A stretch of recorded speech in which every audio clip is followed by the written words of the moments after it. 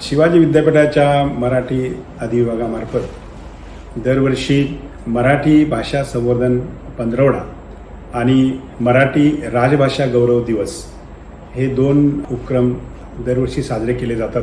या दोन उपक्रमामध्ये विविध कार्यक्रम आयोजित केले जातात, परंतु त्यातला एक कार्यक्रम किंवा उपक्रम असा आहे की तो विद्यार्थ्यांसाठी असतो. मराठी भाषेमधले जे नामांकित लेखक आहेत या सगळ्या लेखकांशी जर विद्यार्थ्यांचा संवाद झाला तर विद्यार्थ्यांना एक समृद्ध असा अनुभव मिळेल. या अर्थानं या उद्देशानं मराठी अधिविभाग दरवर्षी लेखकांच्या बरोबर विद्यार्थ्यांचा संवाद अशा प्रकारचा कार्यक्रम आयोजित करतं.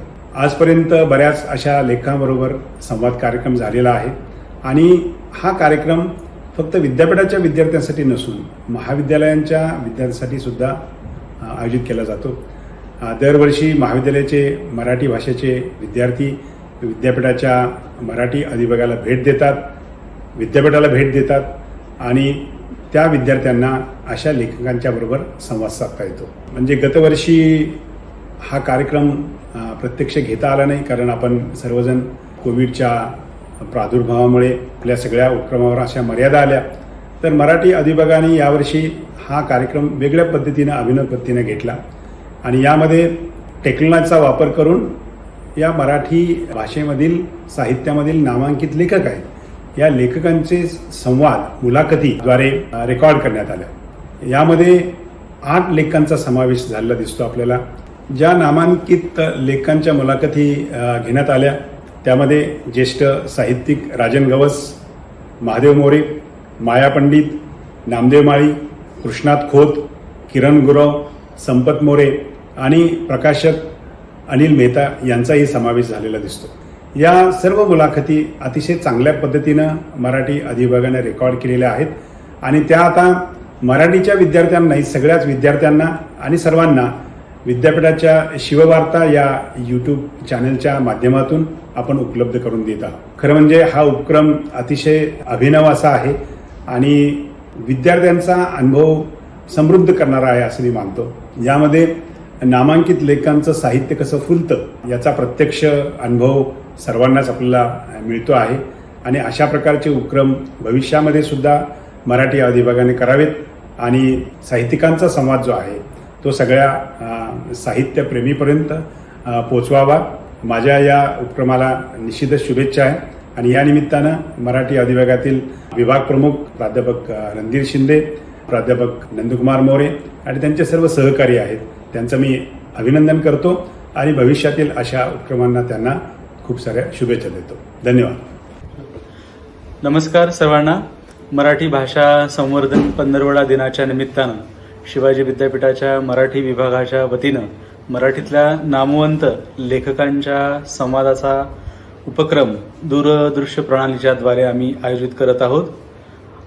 शिवाजी विद्यापीठाचा मराठी विभाग हा आरंभापासूनच वाङ्मयीन उपक्रमामध्ये अभिनव अशा प्रकारचे उपक्रम राबविण्यामध्ये फार महत्त्वाचा सहभाग राहिलेला आहे.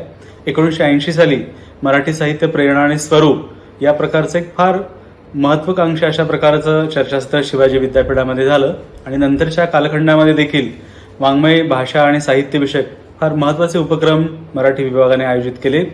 याचाच एक भाग म्हणून नव्या काळात देखील आम्ही सर्वदूर मराठी भाषेच्या वाचकांच्यापर्यंत लोकांपर्यंत मराठीतल्या नामवंत लेखकांचा संवाद अधिक सर्वदूर पोहोचावा या निमित्तानं या भाषा पंधरवडा दिनाच्या निमित्तानं आम्ही मराठीतल्या नामवंत लेखकांच्या मुलाखतींचा उपक्रम सर्वांच्यापर्यंत पोहोचवत आहोत.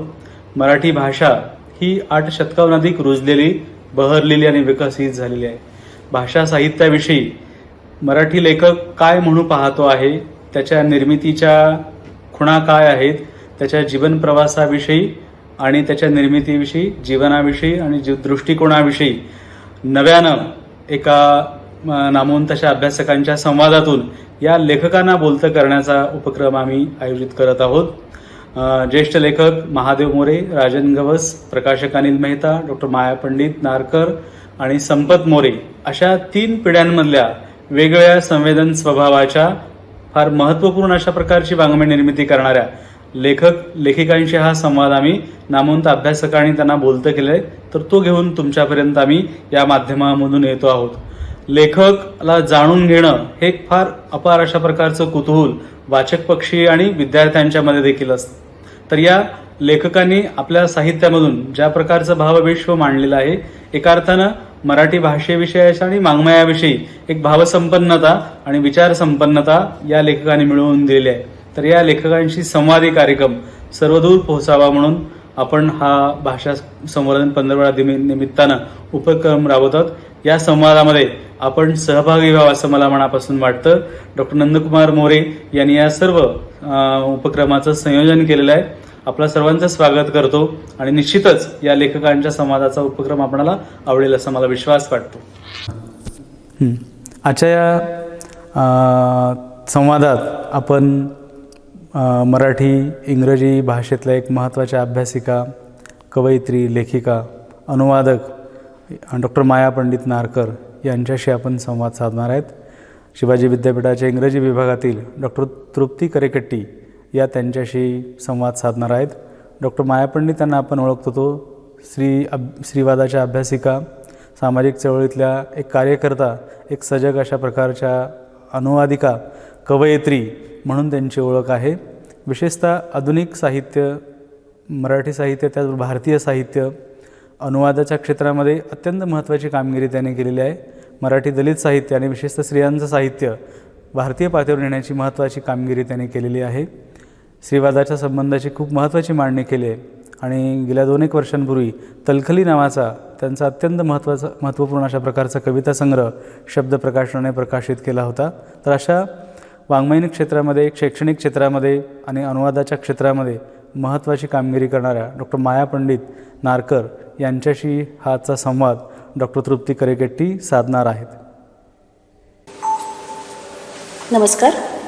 मराठी विभाग, शिवाजी विद्यापीठ कोल्हापूर आणि महाराष्ट्र राज्य साहित्य आणि संस्कृती मंडळ मुंबई यांनी आयोजित केलेला मराठी भाषा संवर्धन 15 या कार्यक्रमामध्ये आपण आज माया पंडित या प्रसिद्ध कवयित्री, शिक्षिका, चळवळीमध्ये सहभागी व्यक्तींची आज गप्पा मारणार आहोत. नमस्कार मॅडम. नमस्कार. आपल्या या कार्यक्रमात हार्दिक स्वागत. थँक्यू. अनुवाद, कविता आणि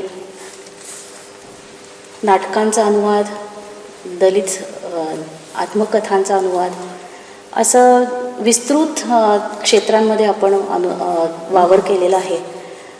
हे इतकं लिहिलेला वावर आणि त्या प्रत्येक क्षेत्रात एक आपली छाप सोडणं, ही अशी व्यक्ती मुळापासून जाणून घेणे हा एक आनंद आहे. आणि तुमच्या बालपणाविषयी काय प्रभाव पडले, काय बघितलं, जे विविध क्षेत्रांमध्ये तुम्ही अनुभव घेतले, वाईसपासून रेडिंग युनिव्हर्सिटी, इटली या सगळ्या प्रांतामध्ये जो अनुभव आला, त्या सगळ्याबद्दल आम्हाला जाणून घ्यायचं आहे. तर आपण सुरुवात करूया तुमच्या बालपणापासून. खरं म्हणजे माझा जन्म गुजरातमधला, पण काही वर्षानंतरच माझे वडील महाराष्ट्रामध्ये परत आले वाईला. आणि घरामध्ये आजोबा होते. त्यांनी भारतीय स्वातंत्र्य चळवळीमध्ये काँग्रेस पक्षातर्फे खूप मोठं काम केलं होतं. माझे वडीलही पुरोगामी विचारांचे. प्रत्यक्ष चळवळीशी त्यांचा संबंध नव्हता, परंतु वाई गाव हे वेगवेगळ्या प्रकारच्या चळवळींचं एक केंद्र होतं असं म्हटलं तरी चालेल. म्हणजे विठ्ठलरामजी शिंदे असतील, त्याच्यानंतर तर्कतीर्थ लक्ष्मणशास्त्री जोशी असतील, आणि अनेक लेखक, म्हणजे दिलीप जगतापसारखा नाटककार असेल, जे आमचे प्राध्यापकच होते त्यावेळेला, बांदिवडेकर यांच्यासारखे राज्यशास्त्र विषयाचे तज्ज्ञ होते, अके भागवत म्हणजे फार मोठे साहित्यिक म्हणता येणार नाही, पण समीक्षक आणि एक विद्वान म्हणून ओळखले जातात. या सगळ्यांचाच एक वाई गाव हे या सगळ्यांच्या प्रभावाने अतिशय समृद्ध झालेलं गाव होतं. आणि अशा प्रकारच्या गावांमध्ये, म्हणजे विराटनगरी असं म्हणत वाईला, तिथे एक प्रचंड मोठा पुरातनी असा एक मोठा ब्राह्मणांचा असा एक संघ देखील होता. आणि त्याच्याच अगदी उलट्या टोकाला पुरोगामी विचारांचं, साहित्य चळवळींचं सामाजिक राजकीय चळवळींचं एक केंद्रही होतं. त्याच्यामुळे अगदी शाळेमध्ये असल्यापासूनच या सगळ्या गोष्टींची परिचय होत गेला आणि महाविद्यालयामध्ये आल्यानंतर खऱ्या अर्थाने एका वेगळ्या महाराष्ट्राच्या साहित्य विश्वाशी चळवळीच्या विश्वाशी आमची ओळख झाली. आणि तर्कतीर्थ असोत किंवा यशवंतराव चव्हाण असोत किंवा किसनवीर असोत, या सगळ्या एकीकडे म्हणजे तर्कतीर्थांचं तर वेदांचं अध्ययन आणि या सगळ्या विषयांवरची पुस्तकं फार प्रसिद्ध होती. एकीकडे ते सगळं वाचता दुसरीकडे यशवंतराव चव्हाण, किसनवीर या लोकांच्याकडून राजकारणामधले देखील काही इनडायरेक्टली ज्याला धडे असं म्हणता येईल ते पण पाहायला मिळत होते. आणि त्याच्यामधून जे प्रस्थापित आहे, जे अन्यायी आहे, जे सर्वसामान्यांच्या दृष्टीने अहितकारक आहे, जिथे एका मुठभरांचीच काहीतरी सत्ता बाकीच्यांच्यावरती चालते, त्याला कडाडून विरोध केला पाहिजे असे कुठेतरी मनामध्ये संस्कार होत गेले. घरातूनही माझी आई ही काँग्रेसच्या महिला चळवळीमध्ये काम करत असे. पण त्या सगळ्यातून शिकता हे मला लक्षात आलं की जे प्रस्थापित आहे, जे खूप मान्य झालेलं एस्टॅब्लिश्ड असं आहे, ते जसंच्या तसं त्याची चिकित्सा केल्याशिवाय स्वीकारता येणार नाही. आणि जेव्हा चिकित्सा करायला सुरुवात करतो तेव्हा मग आपोआपच अनेक गोष्टी लक्षात यायला लागतात. दिलीप जगतापांची नाटकं असतील किंवा प्राज्ञपाठ शाळेने प्रसिद्ध केलेले ग्रंथ असतील, म्हणजे मुरंजनांचा वेदकालीन संस्कृतीवरचा ग्रंथ असेल, अशा सगळ्या वेगवेगळ्या प्रकारच्या प्रभावांमधून आम्ही घडत होतो असं मीच एकटी नाही, म्हणजे आमची ही सगळी जनरेशन. दुसरीकडे प्रायोगिक नाटकांचा एक फार मोठा प्रभाव, आळेकर असतील, तेंडुलकर असतील, ह्यांचा प्रभाव पण खूप जोरात होता. आणि वाई हे गाव पुण्यापासून जरी अंतरावर असलं तरी ते सांस्कृतिकदृष्ट्या पुण्याला जवळचं होतं. म्हणजे तिकडचे सगळे प्रभाव इकडे यायचेच आणि ही सगळीच माणसं कोणत्या ना कोणत्या तरी प्रस्थापिताला नाकारणारी होती कुठल्या तरी मार्गाने. त्यामुळे मला असं वाटतं की एक भांडखोरपणा तेव्हापासून कुठेतरी आमच्यावर त्याचे संस्कार झाले असं वाटतं. मग नाटकाबद्दल तुमचं जे तुम्ही जोडल्या गेला ते तिथूनच सुरू हो, झालं? तिथूनच जोडलं गेलं. खरं म्हणजे सस्ती गंमत हे दिलीप जगतापांचं नाटक आम्ही त्यावेळेला केलेलं आणि भयंकर टीका झाली होती की त्याच्यामध्ये त्यांनी लोकनाट्यापासून ते संस्कृत नाटकांपर्यंतचे वेगवेगळे इन्फ्लुएन्सेस आणले होते आणि ते खूप एंटरटेनिंग होतं सगळं प्रकरण. आणि मला आठवतं मी त्यात संस्कृत राणीची भूमिका केली होती आणि खूप मजा आली करताना. पण ते करता लक्षात आलं की कलाव्यवहार हा लोकांना आवडावा म्हणून आपण करत नाही, तर लोकांच्या विचारांना काहीतरी वळण द्यायचं असतं, नवीन काहीतरी मांडायचं असतं. तेच रिढ्या शब्दामध्ये मांडणं, म्हणजे एकीकडे मर्ढेकर, दुसरीकडे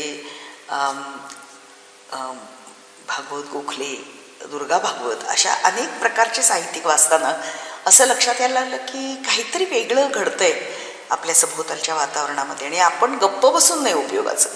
आणि मग तेव्हापासूनच मुलींच्या प्रश्नांवरती विशेषतः काम करणं किंवा एकूणच म्हणजे वाई हे गावाभोवती कोल्हाट्यांची पालं पण असायची खूप. तेव्हा तिथे जाऊनही प्रत्यक्ष बघितलं की तमाशा नाचणाऱ्या बाईची काय असते परिस्थिती. अशा वेगवेगळ्या पद्धतीने लक्षात आलं की हे जे आपल्याला दिसतं, ज्याचा खूप डिंडिम वाजवला जातो, परंपरा संस्कृती म्हणून, ते खरं म्हणजे खूप खोटं आहे आणि ते खूप थोड्या जणांनी खूप जणांवरती केलेल्या वेगवेगळ्या प्रकारच्या अन्यायांमधून तयार झालं. ही जाणीव तिथे कुठेतरी खूप खोलपर्यंत रुजली असं मला वाटतं. आणि मॅडम नंतर तुम्ही MA केलं हो. आणि नंतर पुन्हा MA इन अप्लाइड लिंग्विस्टिक्स हे रीडिंगला नंतर मी MA वाईलाच केलं. आमच्या काळातच ते केंद्र सुरू झालं MAचं. आणि अके भागवत हा फार मोठा प्रभाव माझ्या आयुष्यावरती होता असं मला वाटतं. आता त्या काळातही साहित्याची एक नजर तयार होणं, नाटकांची नजर तयार होणं, ह्या सगळ्या गोष्टीमध्ये अके भागवतांचं योगदान सगळ्याच विद्यार्थ्यांच्या जडणघडणीत फार मोठं आहे. आम्ही सगळे लिहित पण होतो. आमचा एक छान गट होता लिहिणाऱ्यांचा. ती सगळी चळवळी मंडळी एकत्र यायची आणि मग अके भागवतांच्या बरोबरची जी इंटरॅक्शन होती त्यातून आम्हाला खूप वेळेला असं जाणवलं की आपण काहीतरी वेगळं करतोय. आपण बाकीच्यांच्या त्या रूढ पठडीमध्ये आपण जात नाही. त्याच्याबद्दल आम्हाला खूप ऐकावं पण लागलं. महाविद्यालयात ऐकावं लागलं, गावातूनही ऐकावं लागलं. पण एक कुठेतरी त्याच्यामुळे धट्टपणा म्हणतात की ठीक आहे तुम्ही करा, काय वाटेल ते म्हणायचं ते म्हणा, पण जे योग्य आहे ते आम्ही केलं पाहिजे. अशी एक तिथून मग मी माझे वडील वारले त्या वर्षी आणि मग मी CIFLला गेले, त्या काळची CIFL, आणि तिथे मग मी डिप्लोमा केला टीचिंग ऑफ इंग्लिश सेकंड लँग्वेजमध्ये, PGDTA. आणि मग मला शिवाजी विद्यापीठामध्ये नोकरी मिळाली. आणि कोल्हापूर हे खरं म्हणजे कलापूरच आहे. इथे आल्यानंतर सुरुवातीच्या काही दिवसातच माझी खूप चळवळ्या मंडळींची ओळख झाली. म्हणजे प्रत्यय ही संस्था त्यावेळेला नुकतंच आम्ही स्थापन करायला लागलो होतो, झाली होती. बाकी इतिहासासारखी नाटकं, त्याच्यामधून मी चळवळीकडे, नाट्य चळवळीकडे खूप ओढली गेले. आणि त्याच वेळेला काम करता करताच 1 वर्ष मी इंग्लंडमध्येही जाऊन आले एका स्कॉलरशिपवरती MA करण्यासाठी. आणि त्याच वर्षी मला असं आठवतं की त्या वर्षी नाही 2-3 वर्षामध्ये कोल्हापूरमध्ये एका 7 वर्षाच्या मुलीवरती बलात्कार झाला होता. तो एका प्रस्थापित व्यापाऱ्याने केलेला होता. आणि मग असं लक्षात आलं की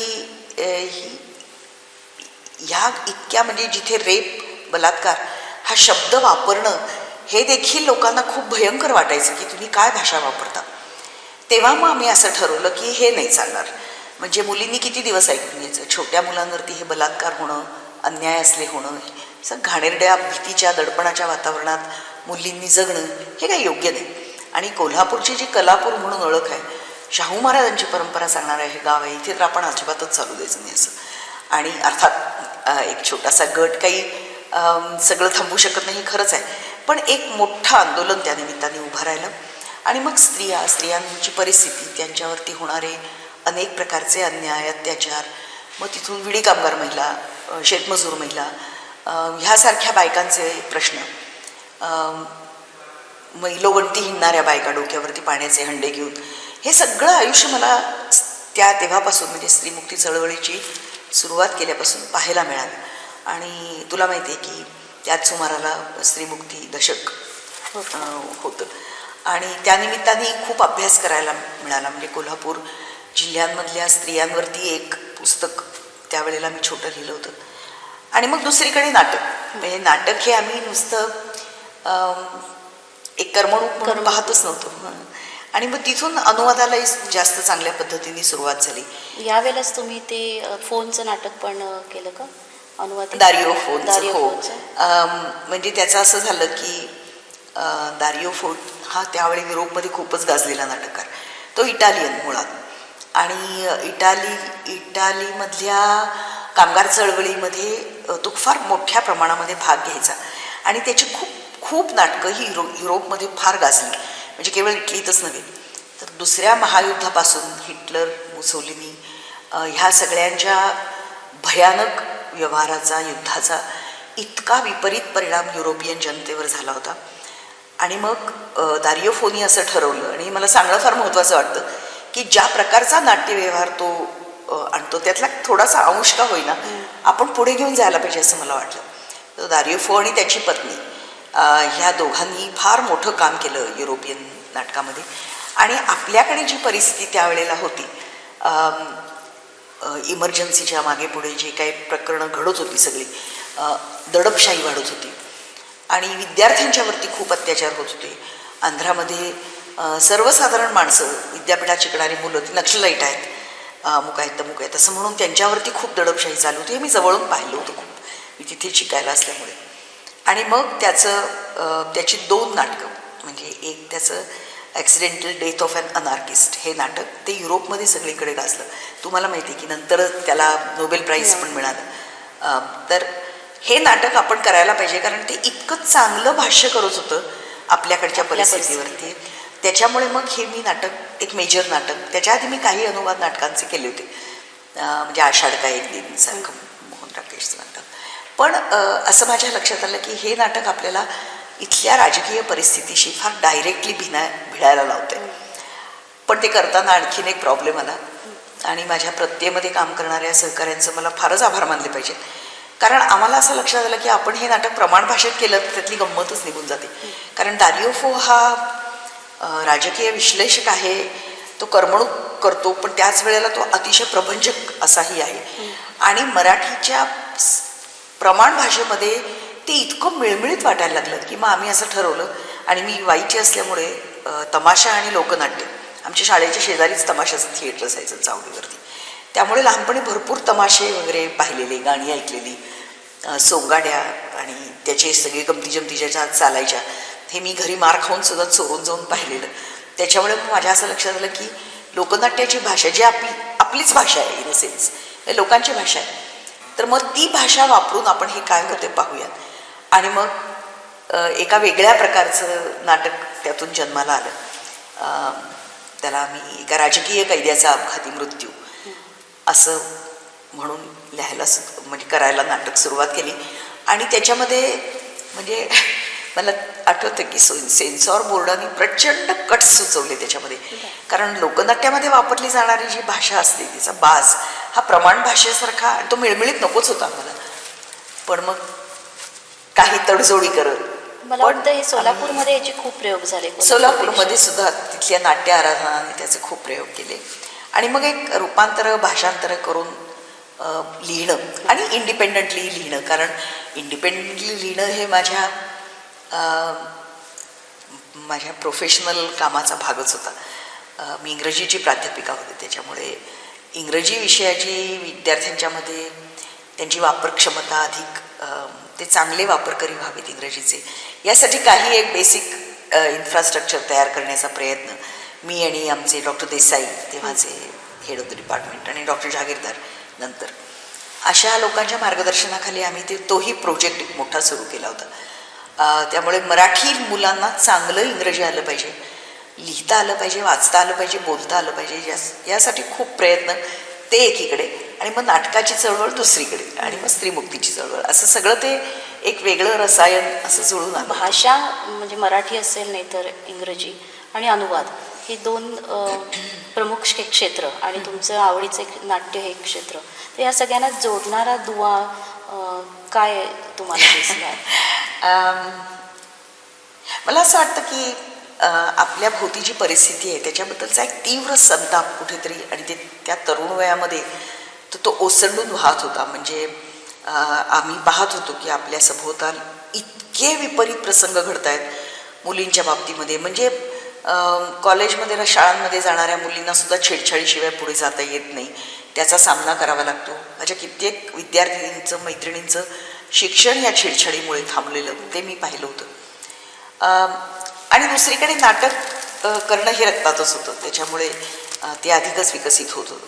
त्यामुळे एकीकडे स्त्री म्हणजे नाट्यक्षेत्र असो, इंग्रजीच्या अध्यापनाचं क्षेत्र असो, मराठीत लिहिण्याचं क्षेत्र असो, पण या सगळ्या क्षेत्रात तुम्ही नेहमीच्या पठडीबाज मार्ग सोडून तुम्ही प्रत्येक वेळेला वेगळा, कारण तो प्रत्येक वेळेला वेगळा मार्ग म्हणजे एक बेसिक असंतोष होता खूप, की हे जे चाललंय ते बरोबर नाही. मग ते इंग्रजी भाषेचं अध्यापन असेल, म्हणजे तुम्ही कम्युनिकेटिव्ह अप्रोच वरती भर दिलात.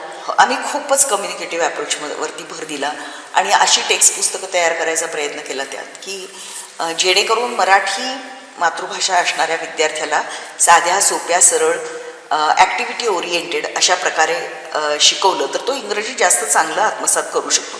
नाहीतर 15-15 वर्ष इंग्रजी शिकायचं आणि काहीच येणार नाही.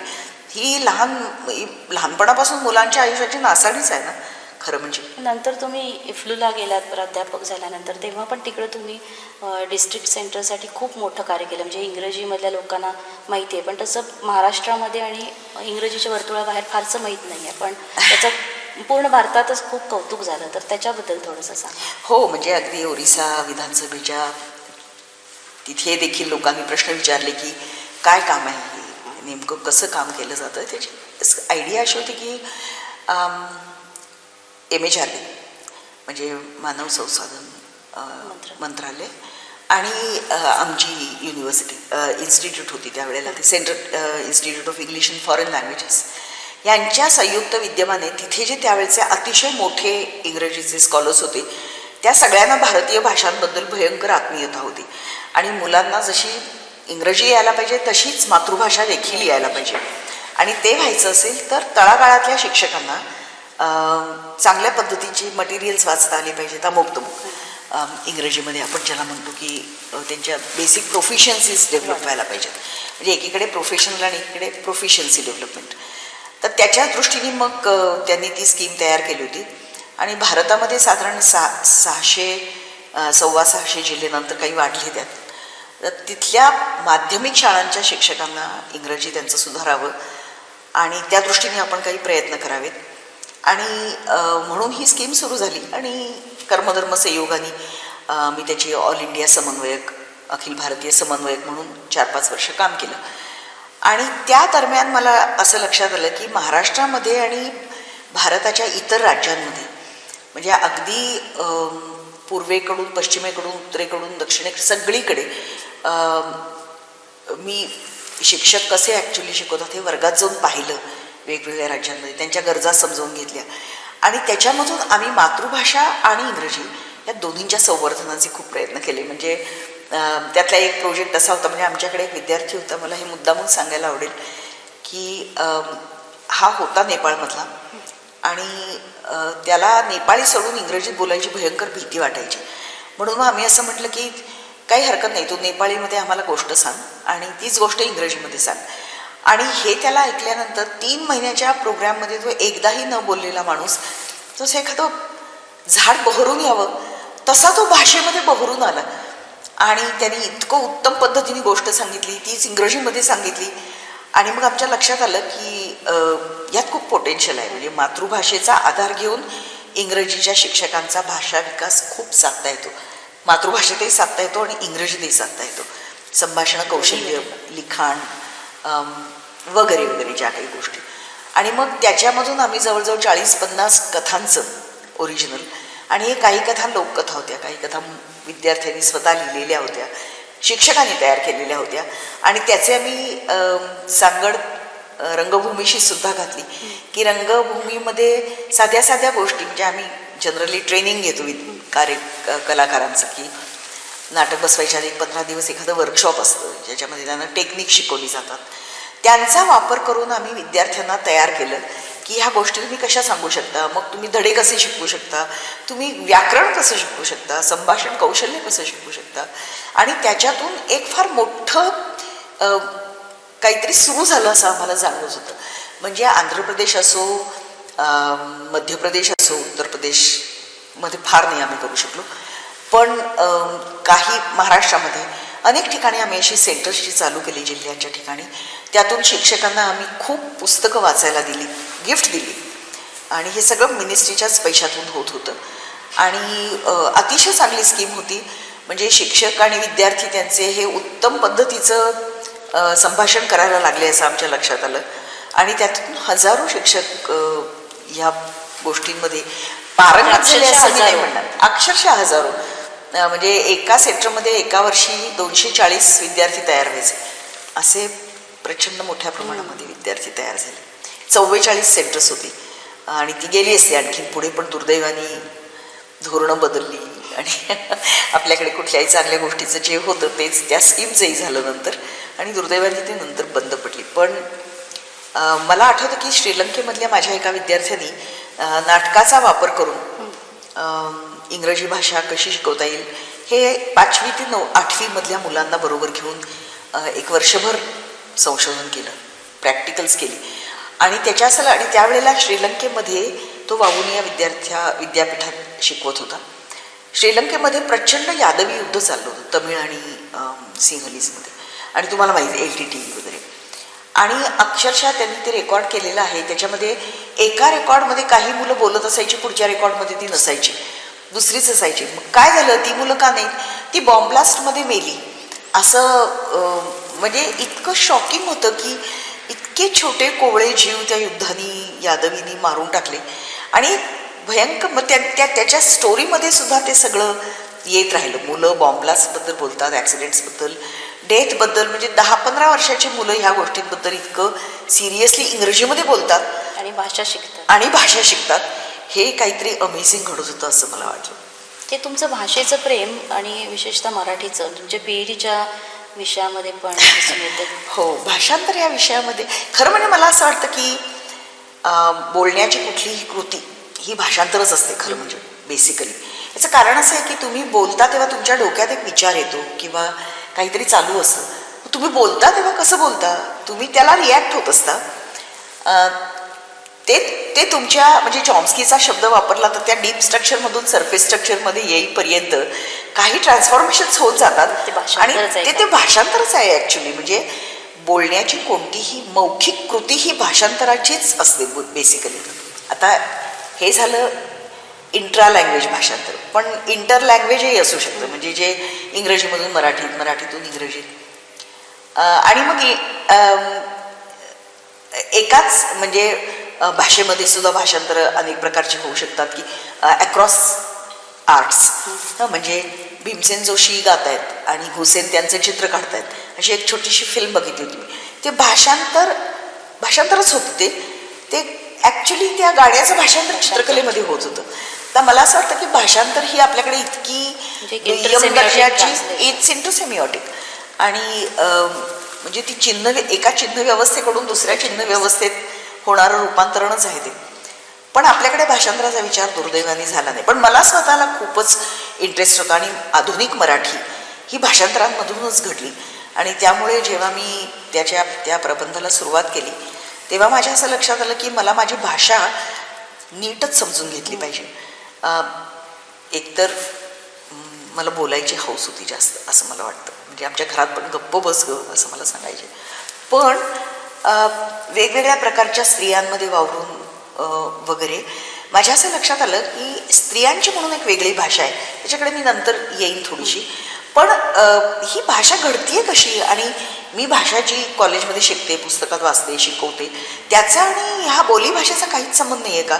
कसं तयार होतं हे सगळं रसायन, इतक्या बोलीभाषा कशा तयार होतात हे याच्यामध्ये मला, आणि त्याचा धांडोळा घेताना मला भाषांतराची वाट अकादमिक अर्थाने सापडली. आणि मग 19व्या शतकामधली भाषांतरं ही नुसती लिंग्विस्टिक म्हणजे भाषिक प्रक्रिया नाही आहे, तर ती एक सेमिऑटिक प्रक्रिया आहे, ती एक सांस्कृतिक राजकारणाची प्रक्रिया आहे. कारण भाषांतर ही ब्रिटिशांनी त्यांची आयडिओलॉजी आपल्यावरती लादण्यासाठी स्वीकारलेली गोष्ट की तुम्हाला काहीच येत नाही, मग आम्ही तुम्हाला शिकवतो आणि तुमच्या भाषेमध्ये युरोपियन ज्ञान आम्ही कलम करतो, म्हणजे ग्राफ्ट करतो आणि त्याच्यामधून तुम्ही शहाणे व्हाल. याच्यामध्ये एक उद्दामपणा पण होता की आम्ही लई मोठी आहे, तुम्ही काय बारकी, तुम्हाला काहीच येत नाही, असं पण होतं. शिका, हां, आता हे शिका. पण त्याचा एक फायदा झाला की मराठी भाषा म्हणजे डॉक्टर म्हणजे थॉमस कॅन्डी असतील किंवा त्या काळामध्ये जॉर्ज जार्विस सारखा माणूस असेल की ज्यांनी एल्फिस्टनच्या भाषा खात्याचा तो सेक्रेटरी होता आणि त्यांनी एक फार मोठं परिपत्रक काढलं होतं की ह्या विषयांवरती भाषांतर करा. आणि मग माझ्या असं लक्षात आलं की प्रमाण मराठी घडत गेली 19व्या शतकामध्ये, त्याला भाषांतरकारांची चिन्नी आणि हातोडी भाषिक अवजारं हीच कारणीभूत होती. आणि किती वेगवेगळ्या प्रकारची भाषांतरं त्या काळात झाली, किती वेगवेगळे सांस्कृतिक प्रवाह आपल्याकडे आले आणि भाषा किती समृद्ध झाली त्या काळामध्ये. म्हणजे खूपदा असं म्हटलं जातं की काय भाषांतर वाचायला नको वाटतं हे त्या काळातलं, तर असं नाही आहे. अप्रतिम भाषांतरं त्या काळामध्ये झाली आणि ज्या काळामध्ये फिजिक्स, केमिस्ट्री, जॉग्रफी, इतिहास, अमुक तमुक, फिलॉसॉफी या कुठल्याच विषयामध्ये संस्कृतशिवाय आपल्याला पर्याय नव्हते दुसरे, त्या काळामध्ये लोकांनी अक्षरशः भाषिक चिन्हे हातोड्यांनी भाषा घडवली आणि मला ते फार इन्स्पायरिंग वाटलं. हा भाषांतराचा एक सांस्कृतिक अभ्यास करण्याची गरज त्या काळामध्ये तयार झाली. मग भाषांतरकारांनी घेतलेल्या वेगवेगळ्या भूमिका असतील, भाषांतर संस्कृती नावाची संस्कृती तयार झाली, त्याचा विकास, हे लक्षात घेतलं पाहिजे यावेळेला की फक्त ब्रिटिश आले म्हणून भाषांतर संस्कृती तयार झाली असं बोलणं खरं म्हणजे बरोबर नाही. याचं कारण असं की भारतामध्ये सगळ्यांना, कुठल्याही भागात तुम्ही जा किंवा तुम्ही साऊथ ईस्ट एशियामध्ये जा किंवा कुठेही जा तुम्ही आशिया खंडात, महाभारत रामायण माहीत नाही असं सापडणारच नाही तुम्हाला. हे कसं केलं? ज्या काळामध्ये दळणवळणाची साधनं नव्हती त्या काळात बोधिसत्वाच्या कथा असतील किंवा बुद्ध साहित्य असेल, जैन असेल, रामायण महाभारत असेल, आणि हे सगळ्यांचं आहे. हे म्हणजे धर्म वगैरे असलं काही त्याच्यामध्ये ते अडकत नाही, त्याच्या पलीकडे जातं ते. असं ते साहित्य, सगळ्यांचं साहित्य, लोकसाहित्य त्याच्यामध्येही तुम्हाला दिसतं. ते पोचवायला उपयोग म्हणजे फक्त भाषांतर होतं म्हणूनच पोचलं. त्याच्यामुळे भाषांतर ही एक काहीतरी भयंकर मूलभूत महत्त्वाची गोष्ट आहे हे माझ्या लक्षात आलं. ब्रिटिश आल्यानंतर त्याला इंग्रजीचं वळण मिळालं दळणवळण करण्यासाठी. पण मला असं वाटतं की भाषा समृद्धीचा मार्ग, विकासाचा मार्ग हे मायमावशांच्या अंगणातनंच जातो इतर भाषांच्या. मग ती इंग्रजी असेल, फ्रेंच असेल, जर्मन असेल किंवा भारतीय भाषांमध्ये असेल. मला इतकं वाईट वाटतं की मला भाषा इतर येत नाहीत. गुजराती थोडी येते आणि हिंदी येते, पण त्या पलीकडच्या भारतीय भाषा मला येत नाहीत. नाही तर खरं म्हणजे इतकं समृद्ध साहित्य आहे. आणि त्याच्यावरून मला आठवलं की भाषांतराकडे वेगळ्या पद्धतीने, म्हणजे एक तर नाटकातून माझी भाषांतरच चालू होती. पण मग मला असं लक्षात आलं जेव्हा मी कोर्सेस देत होते, म्हणजे मी इथून हैदराबादला गेले तेव्हा मला असं लक्षात आलं की मी फेमिनिझममध्ये कोर्सेस इथेही देतच होते, स्त्रीवादामध्ये. मग तिथेही द्यायला सुरुवात केल्यानंतर आणि चळवळीत काम करताना असं सांगायला लागलं की भारताची स्वतःची एक काहीतरी वैचारिक परंपरा आहे स्त्रियांच्याबद्दलची. ती गांधीजींची असेल, ती पारंपरिक काळातली असेल किंवा ती आंबेडकरांनी असेल. पण आंबेडकरांनी स्त्रियांच्या प्रश्नांना जे सैद्धांतिक समजुतीचं वळण दिलं ती अभूतपूर्व अशी गोष्ट आहे. म्हणजे त्यांनी स्त्रियांच्या दमनाचा संबंध हा थेट जातीव्यवस्थेशी जोडला की जितकी स्त्रियांवरची बंधनं मोठी तितकी जातीव्यवस्था अधिक बळकट, कारण त्यांची लैंगिकता कंट्रोल करता येते. आणि ज्या वेळेला लैंगिकता कंट्रोल करता येते, त्यांची संपत्ती कंट्रोल करता येते, त्यावेळेला मग सतीची चाल सुरू होते, त्यावेळेला मग केशवपन सुरू होतं, त्यावेळेला मग विवाहाबद्दलचे वेगवेगळे दंडक अस्तित्वात येतात. म्हणजे हा खूपच मोठा विषय आहे खरं म्हणजे. पण मला असं जाणवलं की मी स्त्रीमुक्ती चळवळीचं काम करते, बलात्कार, स्त्रियांची परिस्थिती, अमुक तमुक ह्याच्यावरती मी लिहिते. पण मला ह्या दलित स्त्रियांनी लिहिलेलं जे साहित्य आहे त्याला खरं म्हणजे दलित वाङ्मयात सुद्धा फार प्रतिष्ठा तेव्हा नव्हती मिळत. आणि म्हणजे मी दिली असं मला म्हणायचं नाही ना अजिबात, कारण ते साहित्य इतकं वेगळं होतं की आजपर्यंत लिहिलेल्या स्त्रियांनी खूप चांगली चांगली आत्मकथनं लिहिलेली, कथा लिहिलेल्या आहेत, कविता लिहिलेल्या आहेत.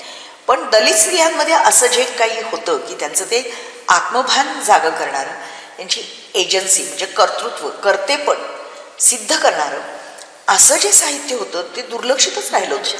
आणि मला असं वाटलं की मी जर परप्रांतात जाऊन एक परभाषाच, इंग्रजी पण आपलीच आहे आता, पण ती शिकवते, तर मग माझ्या भाषेमध्ये जे उत्कृष्ट आहे, जे जे उन्नत उदात्त ते मला सगळं बाहेर लोकांना सांगितलं पाहिजे की बघा माझ्या भाषेमधल्या बायका कसं लिहितात, बघा माझ्या दलित बायका कसं लिहितात, माझ्या शेतकरी कामकरी बायका कसं लिहितात, बघा माझ्याकडच्या मध्यमवर्गीय बायका किती वेगळ्या पद्धतीने लिहितात. आणि हे करता करता करता मला त्याआधी मी बऱ्याच कवितांची भाषांतरं, इंदिरा संत असतील किंवा ना. देशपांडे असतील यांच्या कवितांचीही भाषांतरं मी स्वतःही लिहित होते, प्रसिद्ध फारसं करत नव्हते. पण ह्यांची भाषांतर करता करता जेव्हा मी दलित स्त्रीपर्यंत पोचले तेव्हा मला असं जाणवलं की हे वेगळं आहे. आणि मग मी जेव्हा फेमिनिझमचे कोर्सेस देत होते तेव्हा स्त्रीवादाचे, तेव्हा मी म्हटलं दलित स्त्रीवाद शिकवल्याशिवाय, हा आंबेडकरांची थिअरी शिकवल्याशिवाय भारतीय स्त्रीमुक्ती चळवळीला समजूनच घेता येत नाही आपल्याला, त्यातले कंगोरे लक्षात येत नाहीत.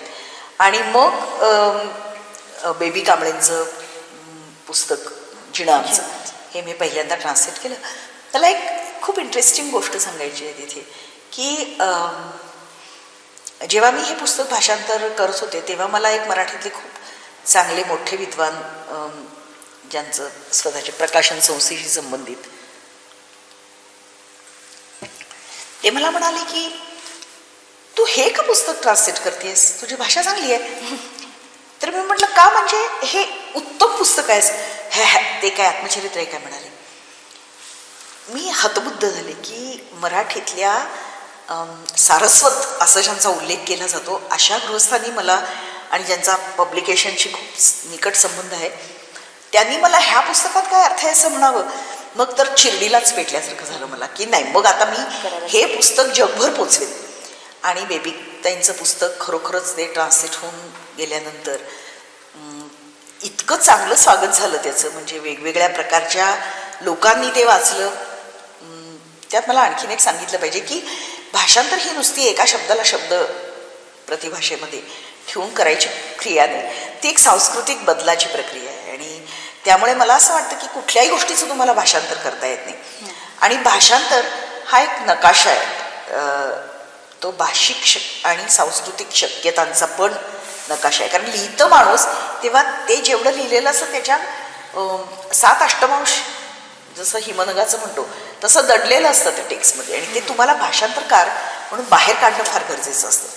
बेबी कांबळेंचं ट्रान्सलेशन करताना मला हे जाणवलं की ह्यात आणखीन दडलेलं जे काही आहे ते सगळं काढायला पाहिजे. म्हणून मग भाषांतर सिद्धांतनामध्ये अनेक वेगवेगळे प्रवाह आहेत. पण एक प्रवाह त्यातला असा आहे की नुसतं भाषांतर करून काम संपत नाही, तर त्या भाषांतराला संपृक्त करायला पाहिजे. आणि हे संपृक्त करायचं असेल तर लेखकाची मुलाखत, तुमचे प्रश्न, त्यांनी काय नवीन केलं असेल जे त्यात म्हटलेलं नाही आहे पण जे अनुस्यूत आहे त्यात, ते सगळं बाहेर काढून तुम्हाला ठेवलं पाहिजे. मग त्याच्यासाठी वेगवेगळ्या प्रकारच्या ग्लॉसरीज आल्या, नोट्स आल्या, प्रदीर्घ सटीक प्रस्तावना आल्या, त्यांचे इंटरव्ह्यूज आले. आणि म्हणून मला स्वतःला असं वाटतं की हे जर फॉलो केलं तर बाकीच्यांना देखील आपली भाषा समजून घ्यायला खूप मदत होते. आणि म्हणून मला माझी भाषा, माझ्या बायकांची भाषा आणि त्यांचं साहित्य इतरांच्यापर्यंत पोचवण्यामध्ये, अन्य भाषिकांच्यापर्यंत, या सगळ्यातून एक खूप इंटरेस्टिंग अशी गोष्ट, म्हणजे मला हे लक्षातच नव्हतं, माहीतच नव्हतं की इतिहासाचं सुद्धा रिकन्स्ट्रक्शन, जडणघडण ह्या बायका कशी करतात. मला बेबीताईंनी गोष्ट सांगितली. त्या म्हणाल्या, तुळशी विवाह तुला माहिती आहे का? तर मी म्हटलं हो माहिती आहे की. तर म्हणाल्या, तुळशी विवाहाची गोष्ट तुमच्यात जशी असते तशी आमच्यात नसते. तर म्हटलं बेबीताई, तुम्ही आम्ही एकच आहोत असं समजून मला गोष्ट माहीत नाही असं नातीला सांगताय, धाकट्या बहिणीला सांगताय असं सांगा, लेकीला सांगताय. तर एक राजा होता आणि त्याची वृंदा नावाची बायको होती आणि तो राजा शूद्र राजा होता. आणि देवांना काही त्याच्या मोठेपणाचा भयंकर हेवा वाटायला लागला. मग त्यांनी ठरवलं की ह्याला आता खतम करायचं. पण तो खतम होणं शक्य नव्हतं, युद्धामध्ये त्याला हरवणं शक्य नव्हतं. कारण वृंदा ही एक मोठी पतिव्रता स्त्री होती आणि तिचं एक पुण्य इतकं होतं की त्या पुण्यामुळे त्याला मारताच यायचं नाही. तर मग देवांनी ती लहानपणापासून तिला एक छोटी विष्णूची मूर्ती दिली होती कोणीतरी पूजा करण्यासाठी, तर ती करत असे. मग एक दिवस विष्णूच तिच्या नवऱ्याचे युद्ध चालू होतं, देवांचा पराभव होत होता आणि त्याचा विजय होत होता. आणि विष्णू अशा वेळेला तिच्याकडे गेला तिच्या नवऱ्याच्या रूपामध्ये आणि म्हणाला, मी युद्ध जिंकलं. आणि ती त्याच्याबरोबर रत झाली. आणि ज्या क्षणी ती त्याच्याबरोबर रत झाली, कारण तो तिचा नवरा नव्हताच, त्या क्षणी तिच्या नवऱ्याचं मुंडकं उडून ते तिच्या मांडीत येऊन पडलं. आणि मग तिच्या लक्षात आलं की हा विष्णू आहे आणि ह्यांनी मला ज्याची मी पूजा करत होते, ज्याला मी मोठा म्हणत होते, हा पुण्यवंत म्हणत होते, देव म्हणत होते, तो देव नाही आहे, तो दानव आहे खरं म्हणजे. आणि त्यांनी माझं शील भ्रष्ट केलं आणि माझ्या नवऱ्याचा मृत्यू झाला. आणि ती म्हणाली, आता मी तुला शाप देणार आणि जाळून टाकेन. तेव्हा तो घाबरला आणि तिच्या पाया पडला आणि म्हणाला, तू माझी इतकी, मी तुझा खूप अपराधी आहे, पण तू माझी इतकी भक्ती केली आहेस आणि मी तुझा इतका अपराध केलाय, तर मला प्लीज उशाप दे. मग त्याने प्लीज म्हणाला नसेल पण त्याने उशाप दिला. तो म्हणाला की आता तुझा विवाह माझ्याबरोबर दरवर्षी लावला जाईल. आणि त्या म्हणाल्या की तुळशीचं वृंदावन म्हणून वृंदावन, तुळशीचं वृंदावन घरात नाही आणत कोणी, ते दारात असतं कायम. बघितलंय का तुम्ही तुळशी वृंदावन तुमच्या देवघरात असलेलं कधी? मी म्हटलं नाही बघितलेलं. बरोबर आहे म्हणाला, तुळशीची पानं चालतात पण तुळशी वृंदावन अंगणातच असतं. आणि इतकंच नव्हे तर त्या लग्नामध्ये विष्णू आणि म्हणजे कृष्ण आणि तुळशी, जे काय नाव तुम्ही वापरत असाल, त्याच्यामध्ये एक सागरगोटा पण ठेवलेला असतो. शाळीग्राम म्हणतात त्याला काही लोक. तो शाळीग्राम म्हणजे तिच्या नवऱ्याचं उडवलेलं मुंडकं आहे. आणि मग त्या ऐकल्यानंतर माझ्या अंगातून जणू काही असा एक आगीचा प्रवाह जाळत गेला मला, की ज्या बाईवरती फसवून बलात्कार केला विष्णूंनी, संमती घेतली असेल तिची त्याच्यासाठी, पण तो बलात्कारच आहे, फसवून केलेलाच संबंध आहे. आणि त्याच्यानंतर तिच्या नवऱ्याच्या साक्षीनं तिच्याशी लग्न, आणि तेही तिला बाहेरचीच ठरवून. तेव्हा हे सगळं मी जेव्हा ऐकलं तेव्हा मी म्हटलं हे त्या मला प्रस्तावनेत घातलंच पाहिजे. आता मुद्दा असा की भाषांतरांच्या प्रक्रियेमधून आपल्याला एका सांस्कृतिक इतिहासाची जडणघडण नव्याने करता येते. ते तुळशी विवाहाला तुम्ही कितीही महत्त्व द्या, भारतभर होतो तुळशी विवाह, भारतभर दलित स्त्रियांचं शोषण होतं आणि भारतभर दलित स्त्रियांच्या शोषणाला अशा पद्धतीने उच्चवर्णीय प्रतिष्ठा देतात. हे जे काही भयानक वास्तव आणि राजकारण आहे, हे सांस्कृतिक राजकारण आहे. आणि त्यातला हा जो त्यांचा लढाऊपणा होता की ही स्टोरी मी परत सांगणार आणि पुन्हा नव्याने सांगणार, हे बघितल्यानंतर मला असं हा वाटलं की- लढाऊपणा हे होण्यासाठीच तुम्ही त्याचं टायटल हो शीर्षकामध्ये हो, मी तेच त्यांच्या ओरिजिनल पुस्तकाचं नाव जिणं आमचं असं होतं आणि ते 17 वर्ष 18 वर्ष लिहिलं त्यांनी, पण त्यांचं धाडस नव्हतं कोणाला दाखवायचं की मी हे लिहितेय. आणि मग मॅक्सिम बर्नसन ह्या भाषा विज्ञानी, त्यांना ते पाहिलं, सोशॉलॉजिस्ट आहेत त्या, आणि मग त्या म्हणाल्या मला मदत कर दलित स्त्रियांच्या प्रश्नावर लिहायला. त्या म्हणल्या की मी खूप लिहिलंय. मग किती लिहिलंयस? तर 18 वर्ष लिहिलंय. आणि मग त्यांनी ते सगळं एडिट करत करत विद्याबाळांनी त्यांनी ते जिणं आमचं तयार झालं. जिणं आमचं हे टायटल त्यांचं जरी असलं तरी ते ह्यांनी बेबीताईंनी दिलेलं टायटल नव्हतं. ते शीर्षक एडिटिंगच्या प्रोसेसमध्ये आलं कुठून तरी आलं. ते विद्याताईंनी सुचवलं असेल किंवा आणखीन कोणी सुचवलं असेल, मला माहीत नाही, त्यांनाही माहीत नाही. पण मी म्हटलं की इतक्या लढाऊ महिलेच्या एवढ्या कामाला मी जिणं आमचं असं काही, म्हणजे ती प्रवृत्तीच नाही आहे त्यांची. त्यांची प्रवृत्ती लढाऊपणाची आहे. म्हणजे शून्यातनं जेव्हा उभं केलं त्या बाईंनी आणि आंबेडकर चळवळीमध्ये फार मोठा सहभाग घेतला. हे योगदान कुठून येतं? ही ऊर्जा कुठून येते? हे कर्तेपण कुठून येतं? हे कर्तेपण आंबेडकरांच्या विचारातून आलं, लढ्यातून आलं, त्यांच्या इतरही जणांच्या बांधिलकीतनं आलं. म्हणजे त्या असं म्हणायच्या की आम्ही महारांचा लढा उभारला, पण आम्ही बाकीच्यांच्याकडे पण जाणं गरजेचं होतं ना. आम्ही नाही गेलो, आमची चूक झाली, म्हणून आज मांग वेगळे आहेत, महार वेगळे आहेत. आणि मला ही खूप वेगळी गोष्ट वाटली की तुम्ही जेव्हा असा विचार करता तेव्हा एक वेगळ्या प्रकारची जाणीव तयार होते आणि मुलांना लक्षात येतं शिकणाऱ्या की आपण किती वेगवेगळ्या इतिहासाचे साक्षीदार ठरतो हे वाचताना, आणि त्याचं माध्यम आपण होऊ शकतो भाषांतरकार. हे खूप मोठं असतं. हे जो सांस्कृतिक नकाशा असतो, हिमनगाचा एक मोठा भाग असतो, तसं एक नाटकाचं जेव्हा भाषांतर होतं तेव्हा त्याच्यावर एक पूर्ण नाट्य परंपरेचंच खरं तर होतं भाषांतर. आणि ते तसं एक मराठी नाट्य परंपरेशी तुमच्या इंग्रजी अनुवादांचंही घट्ट नातं दिसतं. माहीत नाही मला किती दिसतं ते, कारण जी परंपरा होती, म्हणजे एक आपल्याकडची परंपरा ही अशी आहे की आधी लोक नाट्याची परंपरा आहे, म्हणजे त्याला मग ललित असेल किंवा कीर्तन असेल, म्हणजे परफॉर्मेटिव्ह आर्ट्स ज्याला म्हणतो, फोक आर्ट्स, त्यातनं येणाऱ्या गोष्टी असतील, ती एक परंपरा आहे. संगीत नाटकांची एक मोठी परंपरा आहे.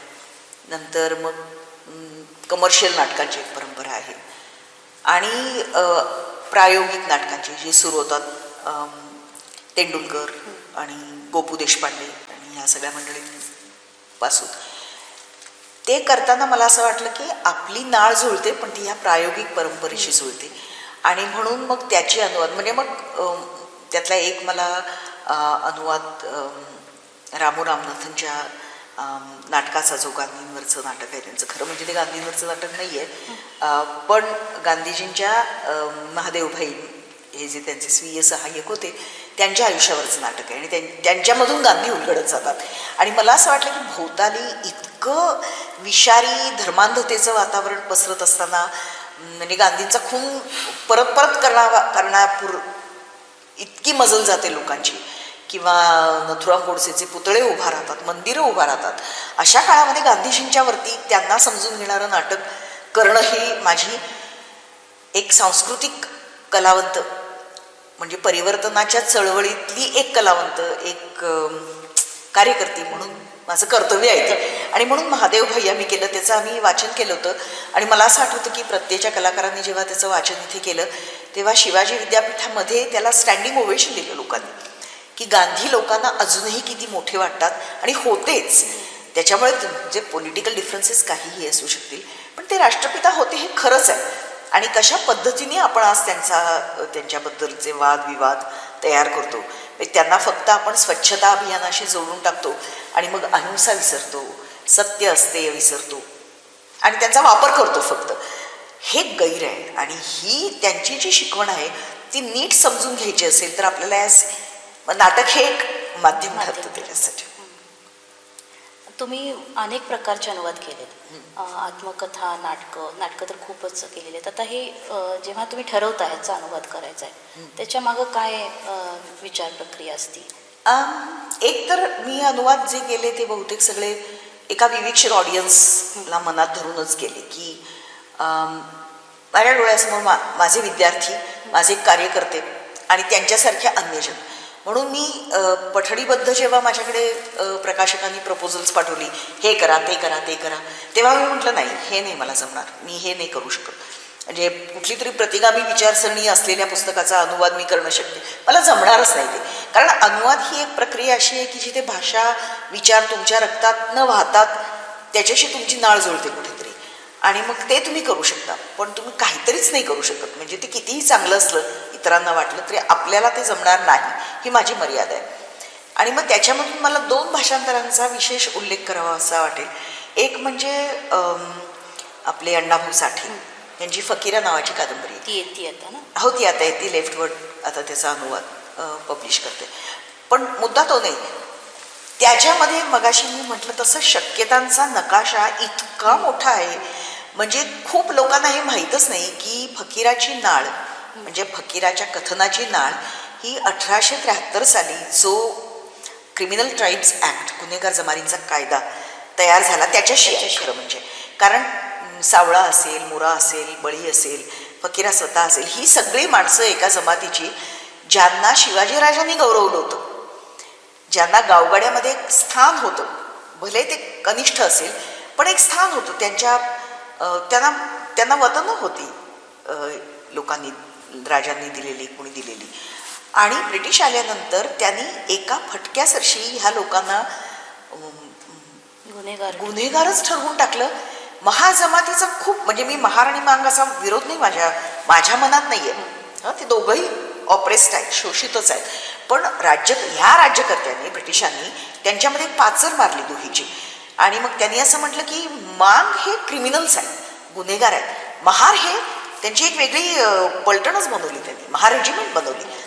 मांगांना मात्र त्यांनी दुर्लक्षित ठेवलं. इतकंच नव्हे तर ह्या माणसांची वतनं काढून घेतली, ह्यांना गुन्हेगार म्हणून जाहीर केल्यानंतर ह्यांना दररोज संध्याकाळी पोलीस पाटलाच्या कचेरीमध्ये जाऊन सक्ती केली हजेरी देण्याची. कुणीही पोलीस पाटील, कुणीही सरकारी अधिकारी रेड घालायचा, वाटेल तसे अत्याचार करायचा, पोरीबाळींवरती खेचायचा, बाहेर मारायचा, खूप मारायचा. कुठे जिथे काम चालू होतं तिथे फुकट राबण्यासाठी मजूर म्हणून घेऊन जायचा. आणि नंतर तर त्यांचे सेटलमेंट्स तयार केल्या, गुन्हेगार जमाती म्हणून डांबून टाकलं. ती भारताला स्वातंत्र्य मिळाल्यानंतर 1956 साली नेहरूंनी त्या वसाहती आणि सेटलमेंट्स बंद केल्या. पण तोपर्यंत मांग जमातीवरती, आणि मांगच नव्हते केवळ, मग वाचता असं लक्षात यायला लागलं की भारतामध्ये इतक्या जमातींना ब्रिटिशांनी गुन्हेगार ठरवलेलं आहे. मग त्याच्यामध्ये वेगवेगळ्या प्रकारचे बंड 18व्या शतकात, 19व्या शतकामध्ये अगदी कोल्हापूरपासून, म्हणजे रामोशांची बंड, किल्लेदारांची बंड, बोटका जमातीचं बंड, अशी अनेक बंड काश्मीरपासून कन्याकुमारीपर्यंतच्या सर्व भागांमध्ये झाली. आणि त्यामधून ब्रिटिशांच्या विरुद्ध एक झगडा देणार असं. तर हा सगळा इतिहास बघितल्यानंतर माझ्या असं लक्षात आलं की फकीरा ही केवळ एका हिरोची गोष्ट नाही आहे. आणि एकीकडे ज्या वेळेला मराठीतले साहित्यिक मध्यमवर्गीय स्वप्न रेखाटत होते त्यांच्या लेखनामधून, तेव्हा हा माणूस मांग जमातीला गुन्हेगार ठरवलेल्या एका जमातीतल्या एका तळागाळातल्या माणसाचं जीवन आपल्यासमोर दाखवतोय. आणि अण्णाभाऊंचं वैशिष्ट्य हे आहे की ते फक्त तेवढ्यावरती थांबत नाहीत. त्यांची इतर अनेक, माकडीचा माळ असेल, त्यांच्या कथा असतील वेगवेगळ्या, म्हणजे आता इतक्या आहेत खरं म्हणजे. त्यातल्या 3-4 कथा मी ट्रान्सलेटही केल्या, त्यांचं काही पोवाडे आणि गाणीही ट्रान्सलेट केली. गेले सांगून मला भीमराव, जगबदल घालून निघाव, अशी गाणी. मुद्दा असा की अण्णाभाऊंच्या फकीरासारख्या कादंबऱ्यांमधनं ते एकीकडे सगळ्या इतिहासाची शोषितांशी आपली नाळ जोडतायत आणि दुसरीकडे मराठी साहित्याला एक सघन असे वेगळ्या परंपरेचं भान देत आहे, जे एक पर्यायी भान आहे. ही माणसं कधीच नव्हती आली साहित्याच्या प्लॅटफॉर्मवरती, कधीच नव्हती आली. आणि ही माणसं, तळागाळातली माणसं, वेश्या, गुन्हेगार, चोर, लफंगे असं ज्यांना म्हटलं जातं, ती माणसं अण्णाभाऊनी आणली. आणि हे मला फार मोठं वाटलं. म्हणजे बेबीताईंच्या नंतर अण्णाभाऊ साठेंचं केलेलं पुस्तक, कादंबरी इंग्रजीमध्ये, ही म्हणून मला असं वाटलं की दिस इज समथिंग रिअली ग्रेट.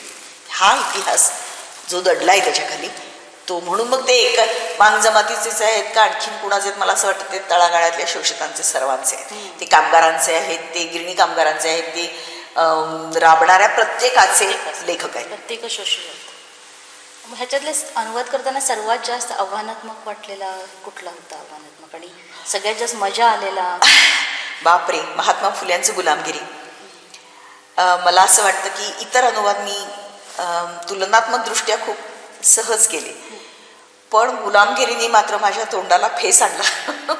कारण फुल्यांची भाषा म्हणजे सीधे होके आगे आगे बुड्ढे का ये पहला सलाम लेव, ह्याचं कसं भाषांतर तुम्ही करता? म्हणजे ते गुलामगिरीतलं नाही आहे वाक्य, पण भाषेचा बाज फुल्यांच्या जो आहे ती खूप पोलेमिकल आहे. म्हणजे अशी संपृक्त आहे वेगवेगळ्या पोझिशन्सनी, ज्याच्यामध्ये एक वितंड चालू आहे. वितंड म्हणजे वाद चालू आहे. एका प्रस्थापित परंपरेशी पंगा घेतलाय फुलांनी आणि ते बोलतायत. आणि गुलामगिरीमध्ये त्यांनी त्याचा एक आलेख मांडलाय आणि मग ते अतिशय प्रभंजक पद्धतीने लिहितायत. ती मराठी वेगळी, मराठीलाही ते अगदीच नवीनच आहे आणि मराठी त्या काळामध्ये घडत होती. त्यामुळे फुल्यांनी तर ते म्हणजे छिन्नी हातोडा हा शब्दच नाही, फुल्यांनी म्हणजे बत्ताच घेतला होता हातात असं मला वाटतं. आणि इतकी ठाकून ठोकून भाषा घडवली. खूप नवीन नवीन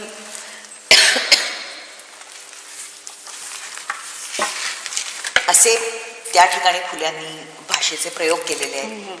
भाषा घडताना दिसते, जन्माला येताना. ट्रान्सलेट करणं सोपं नाही. फुले ट्रान्सलेट करणं हे शिवधनुष्य आहे असं मला वाटतं. आणि कुठला अनुवाद करताना मजा आली?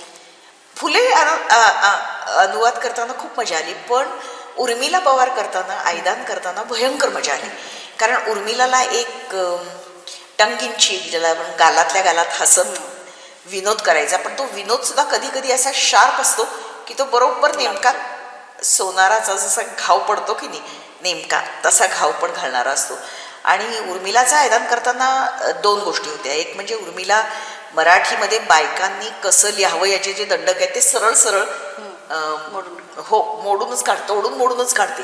आणि तिची सेन्सिबिलिटी ही इतकी फ्रेश आहे. एक तर ती स्त्रीमुक्ती चळवळीतून आली होती, दलित चळवळीतून आली होती. या दोन्हीचं एक वेगळं प्रभंजक आणि अतिशय मनोज्ञ असं अशी भाषाशैली आहे तिच्याजवळ आणि अनुभव आहेत. आणि ते सगळं लिहिताना मला कधी कधी वाटायचं अरे हे माझंच आयुष्य आहे, आणि कधी कधी वाटायचं नाही पण हे नाही मी कधी जगले. अशा प्रकारचं महारबाईच्या वाट्याला जे येतं, म्हणजे बेबी कांबळे ह्या जर पहिल्या लेखिका धरल्या मराठीतल्या आत्मवृत्त अशा पद्धतीने लिहिणाऱ्या दलित लेखिका, एकूणच मला वाटतं भारतात बेबी कांबळेंचं आत्मचरित्र हे पहिलं आत्मचरित्र आहे दलित महिलेचं. तर उर्मिला त्याच्या खूप पुढे जातात आणि त्याच्यानंतर आलेल्या स्त्रिया आणखीनच पुढच्या टप्प्यावरती आहेत.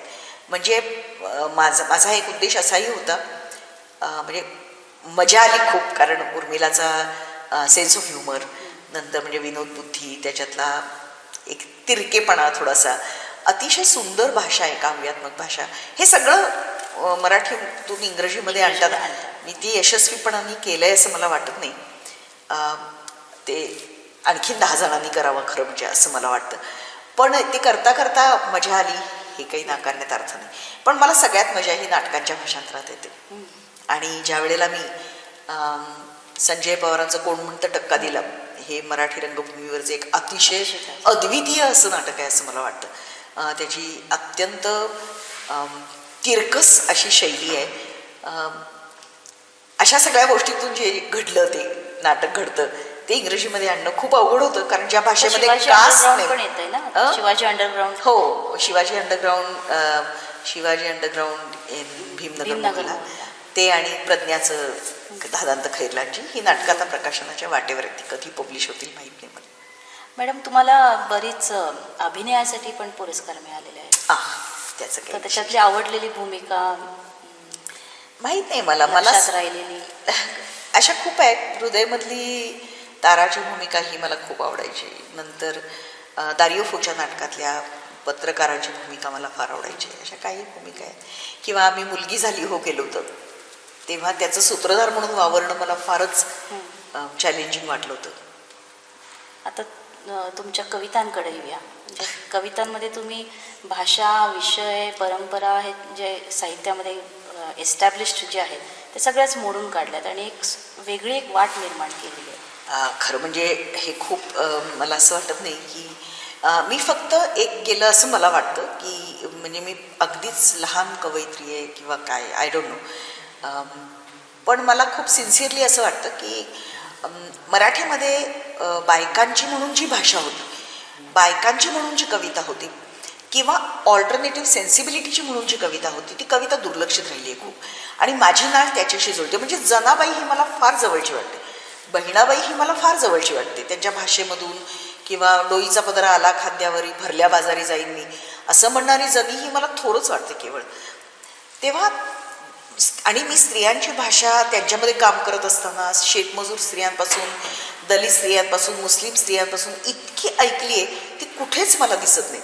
आणि म्हणून मग त्याचा वापर करून आणि माझी एक बाई म्हणून सेन्सिबिलिटी जी असेल त्याचा एक वेगळा, म्हणजे मी केवळ बाई म्हणून कविता लिहिते असं मला वाटत नाही.